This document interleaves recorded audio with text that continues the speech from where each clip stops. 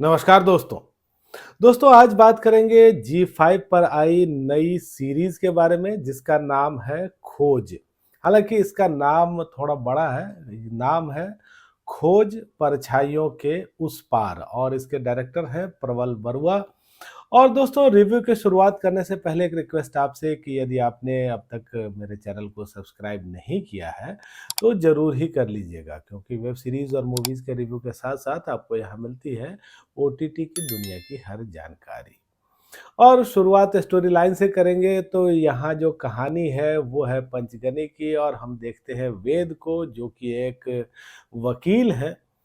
और फिर वो एक दिन आते हैं पुलिस स्टेशन, ये बताते हैं कि उनकी वाइफ मीरा मिसिंग है। पुलिस तलाश में लग जाती है और फिर मीरा को वो ढूंढ के निकाल भी लाती है। लेकिन वेद बार बार ये कह रहा है कि जिस महिला को उसके सामने लाया गया है, जिसको सब लोग मीरा मान रहे हैं, वो मीरा नहीं है, वो कोई और है। और जब वो पुलिस के सामने कुछ सबूत पेश करते हैं तो वो सारा ही कुछ उनके खिलाफ होता है। यानी कि तस्वीरें बदल गई है, फोटो एल्बम बदल गया है, और यहाँ तक कि उनका जो पेट डॉग है वो भी मीरा को पहचान लेता है। तो एक ऐसे में ये सवाल खड़ा होता है कि क्या वेद वाकई सच बोल रहा है, मीरा कोई और है, या फिर वेद के साथ ही कुछ प्रॉब्लम है। तो ये जो कहानी है एक मिसिंग केस से शुरू होती है, एक मिस्ट्री की तरफ आगे बढ़ जाती है। तो शुरुआत के 2-3 एपिसोड में आप तो यही देखते हैं कि वेद बार बार ये कह रहा है कि ये मीरा नहीं है। वो कुछ एक एविडेंस लाता है और उसका वो एविडेंस गलत साबित हो जाता है।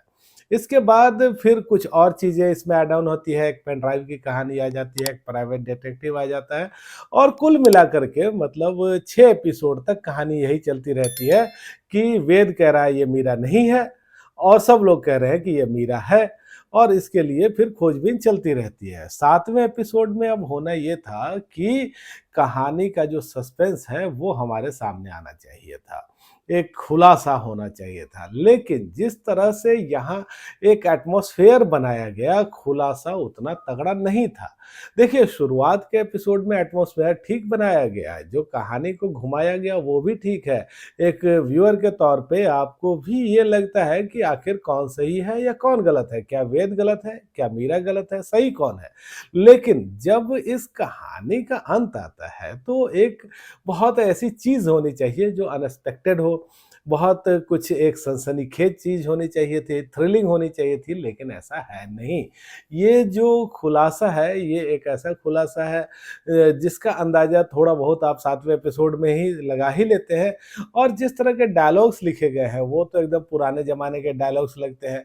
और ये एक जो कन्फेशन आता है या कोई एक ऐसी चीज़ आ रही है, देखिए अब बहुत कुछ बोल नहीं सकते इसमें क्योंकि सस्पेंस की बात है, स्पॉइलर हो जाएगा।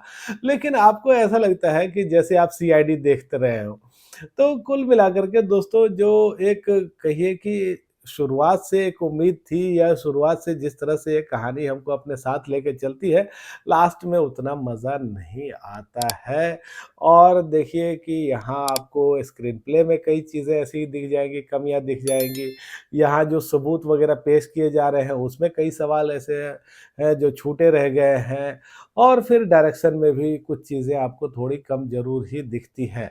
हालाँकि एक्टिंग के हिसाब से ये सीरीज़ अच्छी है, शारिब हाशमी है वेद के किरदार में, और एक व्यक्ति जो कि बहुत ही परेशान है, जिसकी कोई नहीं सुन रहा है।